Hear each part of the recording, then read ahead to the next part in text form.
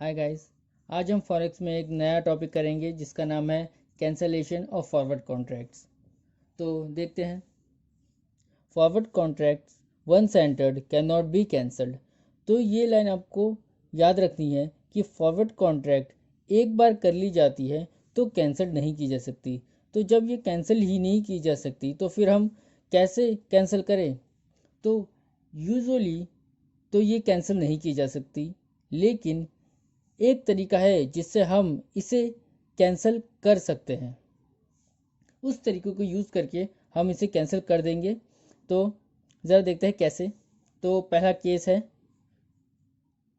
Normal कि Indian बंदे ने यूएसए के बंदे को गुड्स सेल किया। ओके।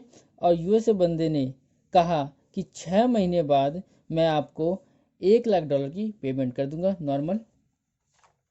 तो अब 6 महीने बाद इस इंडियन बंदे को $1 लाख मिलने वाला है। ये खुश।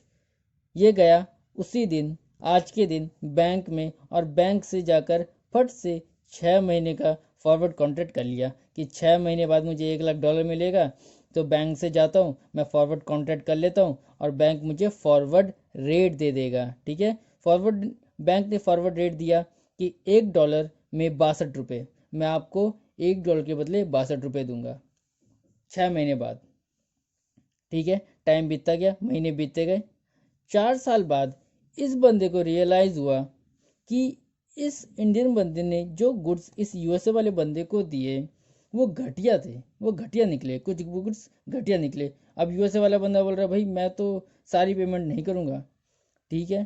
तो यूएसए वाले ने बंदे ने आधे गुड्स ट्रांसफ़र कर दिया, बोले कि आधे गुड्स घटिया थे, मैंने आधे गुड्स नहीं ले रहा। तो यहाँ पर चौथे महीने में उसने ट्रांसफ़र कर दिया। और सिंपल सी बात है, अगर गुड्स ट्रांसफ़र करेगा तो अमाउंट भी कम हो जाएगा। तो लेट्स से कि अब $50,000 की ही एंट्री करनी है। ठीक है। अब उसे $50,000 ही मिलने वाले हैं। तो अब तो ये पहली एंट्री ऑलरेडी कर चुका है 50। अब ये फॉरवर्ड कॉन्ट्रैक्ट कितने का कर चुका है?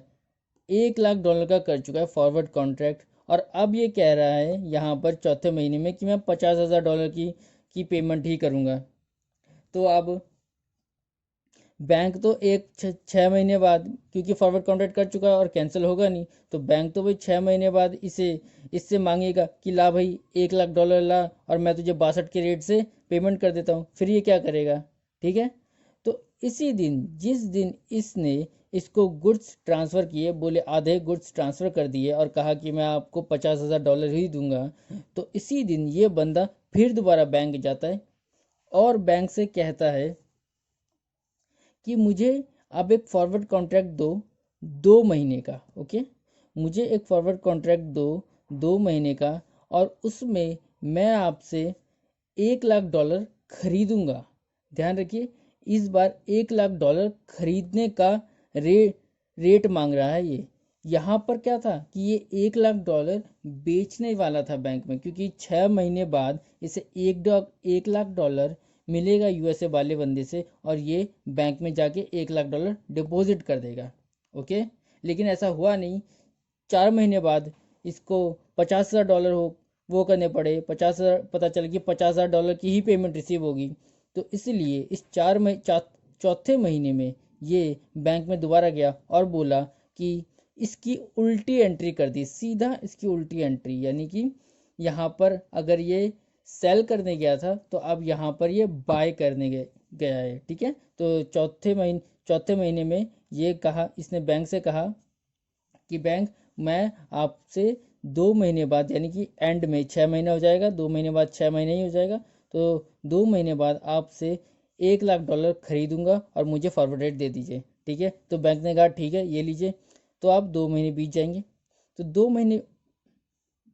महीने बीत जाएंगे, और 2 महीने बीत जाने के बाद जब बैंक इसका अकाउंट सेटल करेगा तो बैंक देखेगा कि इसका ऑलरेडी एक बाइंग $1 लाख का कॉन्ट्रैक्ट है और एक सेलिंग 1 लाख का कॉन्ट्रैक्ट है। ओके। तो बैंक क्या करेगा, 1 लाख बाइंग और 1 लाख सेलिंग को काट देगा। ठीक है।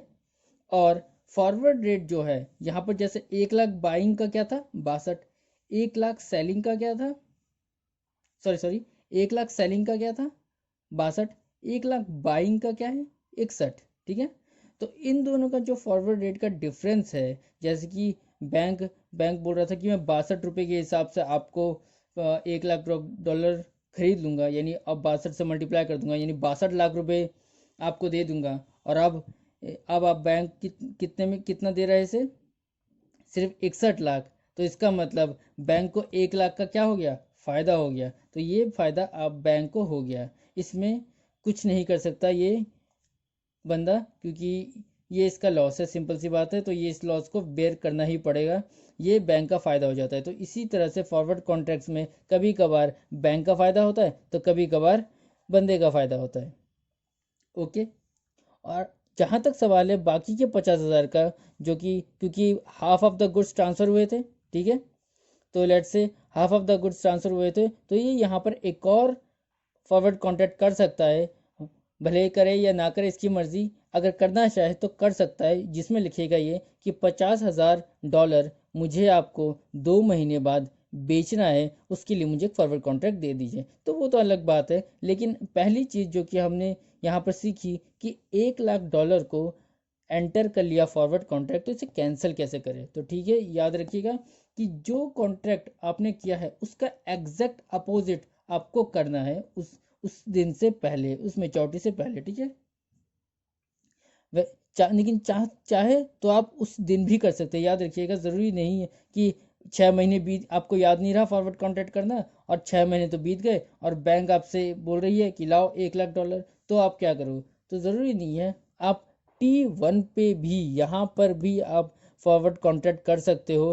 फ़र्क सिर्फ इतना होगा कि उस वक्त फॉरवर्ड कॉन्ट्रैक्ट जो होगा वो आपका स्पॉट रेट ही होगा, क्योंकि उस वक्त तो आपके पास नंबर ऑफ महीने आगे है नहीं, तो फॉरवर्ड कॉन्ट्रैक्ट किस बात का।